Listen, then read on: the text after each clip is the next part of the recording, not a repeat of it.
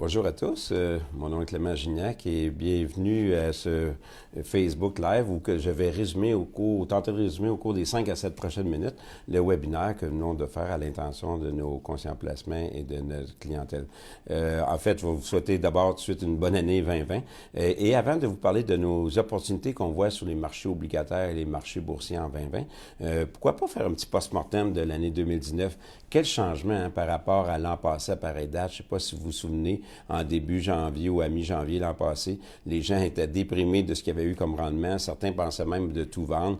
Certains avaient peur qu'il y ait une récession qui se pointe parce que la courbe de rendement était inversée. Si vous vous souvenez bien, à ce moment-là, j'avais tenté de vous rassurer en vous disant, vous savez, les probabilités de récession, d'après moi, ne dépassent pas vraiment 30 c'est pas parce qu'une courbe de rendement est inversée qu'on a forcément une récession. Mais c'est vrai que 2018, ça a fait dur. À peu près toutes les classes d'actifs avaient eu des rendements négatifs. Les portefeuilles avaient eu des difficultés également. Donc, en 2019, on a eu l'inverse carrément. En fait, toutes les classes d'actifs ont donné des rendements assez exceptionnels. Le marché boursier américain, pas loin de 30 Les obligations, ça a été du 10-12 et vous savez qu'on ait toutes les classes d'actifs demain qui performent aussi bien. C'est quand même assez rare qu'on ait des baisses de taux aussi substantielles au-delà de quasiment 100 points de base, un marché boursier qui va bien, le prix de l'or qui monte, le prix du pétrole. Il faut reculer 35 ans en arrière pour voir toutes ces classes d'actifs-là qui vont bien en même temps. Quelle est la raison pourquoi ça a si bien été? Avant de vous parler de 2020, ben c'est pas compliqué. C'est le changement à 180 degrés du comportement des banques centrales. En 2018, les marchés avaient de la difficulté parce qu'on montait les taux d'intérêt, on voulait normaliser les taux d'intérêt.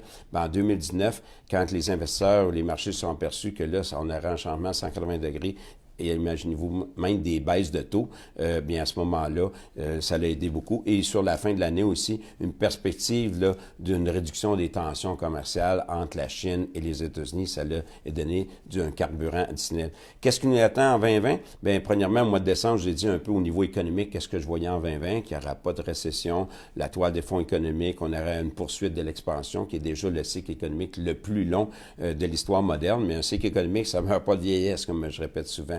Cette fois-ci, je vais vous parler dans les prochaines minutes, ou ce qu'on a dit dans les opportunités sur les marchés financiers. Mais du côté des obligations, on reste positif. Ce ne sera pas les genres de rendement que vous aurez connus l'an passé, parce que les taux d'intérêt avaient baissé beaucoup. Cette fois-ci, on ne s'attend pas à d'autres baisses de taux d'intérêt.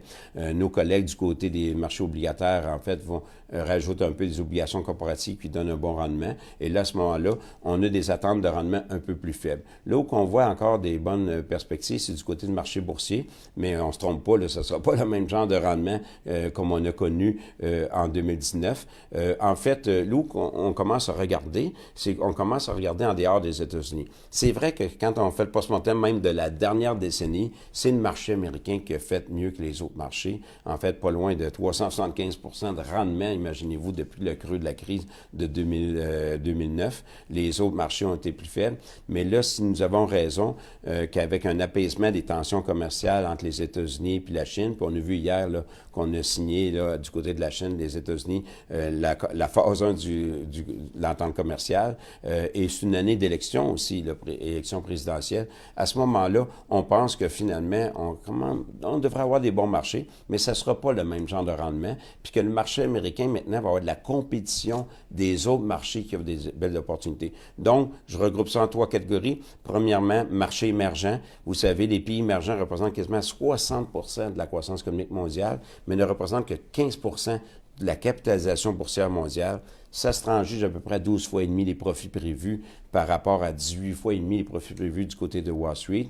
Et on pense qu'avec un apaisement des tensions qu'on a eu, une reprise du secteur manufacturier mondial, comme on pense dans les prochains trimestres, que les marchés émergents sont bien positionnés. Donc, on vous invite à augmenter le poids, ou nous, on augmente le poids, du moins dans nos portefeuilles, des pays émergents dans nos fonds. Deuxième opportunité, on pense du côté de l'Europe. Ça fait quoi? 3 ans, le Brexit, on a entendu parler de ça. Maintenant, il y a une élection d'un gouvernement majoritaire. Donc, je ne dis pas que tout est réglé, mais je pense qu'on commence à regarder à d'autres choses maintenant. Et en plus, probablement que la Banque d'Angleterre va baisser les taux. Et qui plus est, du côté de l'Allemagne, on commence à réaliser là, que peut-être va falloir utiliser l'outil budgétaire, comme a fait M. Trump. Vous savez, on a maintenant à la tête de la Banque centrale européenne Mme Lagarde, qui est une ancienne ministre des Finances de la France, l'ancienne présidente présidente, chef du Fonds monétaire international, elle va mettre de la pression sur les gouvernements qui utilisent l'outil budgétaire au lieu des taux négatifs. Et si c'est le cas, étant donné que le marché européen est beaucoup moins cher que du côté des États-Unis et qu'en plus l'euro pourrait s'apprécier dans ce contexte-là, les titres bancaires européens devraient bénéficier d'un tel environnement. Donc, on regarde ça attentivement du côté de l'Europe. Ça pourrait être intéressant. Troisièmement, le Canada. Évidemment, si vous regardez depuis 3-4 ans, ça a été décevant. Des rendements possibles, mais quand même décevants par rapport aux États-Unis. On s'en juge à peine à 15 fois les profits. On est à 18 fois et demi les profits, comme je disais tantôt, du côté de Wall Street. Les titres de petite capitalisation sont intéressants. Pourquoi? Parce que on pense qu'avec une reprise du commerce mondial, reprise du secteur manufacturier, le prix des matières premières devrait bien se comporter. En plus, il y a des facteurs géopolitiques qui amènent un peu de tension sur le pétrole. C'est bon pour le Canada. Puis aussi l'or, puisque dans un contexte de dollar américain qui devrait fléchir, dollar canadien s'apprécier, l'or aussi devrait bien performer et le marché canadien bénéficie avec la présence de l'hiver.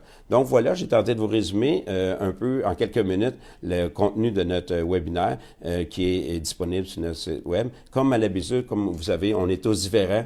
On a toute une tolérance aux risques différents, des objectifs de placement différents, donc situations personnelles différentes. Je vous invite toujours à consulter votre conseiller en placement. Sur ça, je vous souhaite une belle journée.